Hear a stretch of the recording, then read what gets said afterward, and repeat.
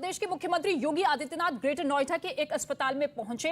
जो तस्वीरें हम आपको दिखाएंगे, इन तस्वीरों के जरिए आप देखिए योगी आदित्यनाथ किस तरीके से अस्पतालों में जाकर वहां की व्यवस्थाओं के बारे में जानकारी लेते हुए, क्योंकि कोविड के जिस तरीके से मामले रफ्तार के साथ आगे बढ़ रहे हैं, उसको लेकर योगी आदित्यनाथ सख्त निर्देश दे चुके हैं कि तैयारियां अस्पतालों में पुख्ता है।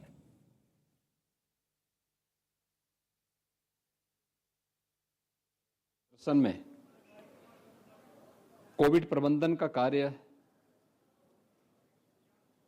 जिस बेहतरीन तरीके से हुआ है, पूरी दुनिया ने उसको सराहा है। फर्स्ट वेव और सेकंड वेव के बाद अब थर्ड वेव भी दुनिया में भी, देश में भी और प्रदेश में भी आई है। हम सब इस बात को जानते हैं कि फर्स्ट वेव को सफलतापूर्वक नियंत्रित करने के बाद सेकंड वेव के दौरान न केवल दुनिया में बल्कि देश में भी और उत्तर प्रदेश में भी ऑक्सीजन की कुछ समस्याएं देखने को मिली थी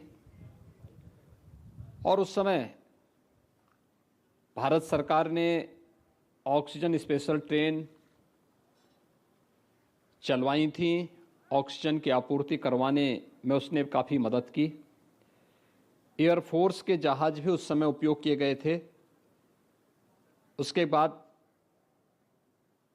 ऑक्सीजन आत्मनिर्भरता के लक्ष्य को प्राप्त करने की दिशा में जो कदम बढ़ाने थे, आज मुझे ये बताते हुए प्रसन्नता है कि उत्तर प्रदेश में 551 ऑक्सीजन प्लांट लगे, जिसमें 11 ऑक्सीजन प्लांट आपके इस गौतम बुद्ध नगर में भी स्थापित हुए हैं, जो सभी क्रियाशील हैं।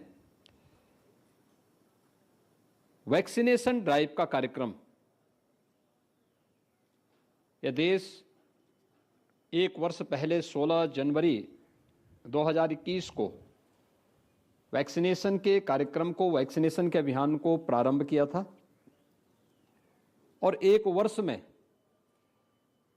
पूरे देश के अंदर 157 करोड़ वैक्सीन की डोजेज उपलब्ध करा दी गई थी।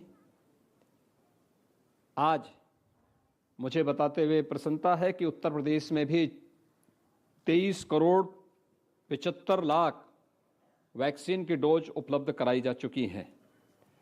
नेशनल एवरेज से उत्तर प्रदेश वर्तमान में एक अच्छी स्थिति में है। हमने प्रदेश के अंदर फर्स्ट डोज 95% से अधिक लोगों को उपलब्ध करवा दिया है और सेकंड डोज 62% लोगों को उपलब्ध करा दिया है।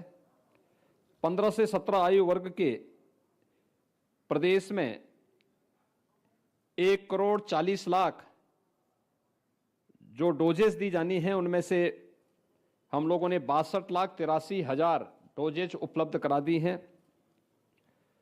और प्रिकॉशन डोज भी हम लोग ने अब तक 5,29,000 लोगों को प्रदेश में उपलब्ध करवाया है, जिसमें 60 वर्ष से ऊपर के किसी गंभीर बीमारी से पीड़ित जो सीनियर सिटीजन हैं, हेल्थ वर्कर हैं, उन सभी लोगों को ये प्रिकॉशन डोज दी जा रही है। उनमें हम लोगों ने प्रदेश के अंदर 5,29,000 लोगों को ये डोजेज अब तक उपलब्ध करवाई हैं। गौतम बुद्ध नगर ने वैक्सीनेशन ड्राइव के कार्यक्रम को बहुत अच्छे ढंग से आगे बढ़ाया है।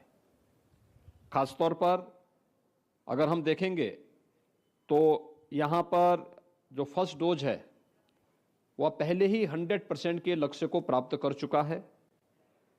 15 से 17 वर्ष की आयु के जो लोग हैं, जो बच्चे हैं, उनको 1,16,000 डोज उपलब्ध कराई जा चुकी हैं।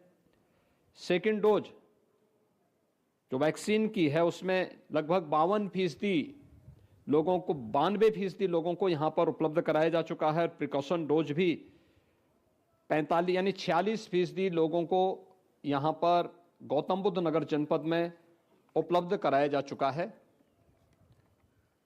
वैक्सीनेशन के इस अभियान में, जिसमें फ्री में वैक्सीन, सबको वैक्सीन, प्रधानमंत्री मोदी जी ने जिस दूरदर्शिता के साथ कोविड प्रबंधन में अपना मार्गदर्शन और नेतृत्व पूरे देश को दिया है, भारत में के अंदर बनी हुई दोनों वैक्सीन बहुत ही प्रभावी मानी गई हैं और न केवल आज भारत में बल्कि दुनिया भर में उनकी डिमांड हो रही है।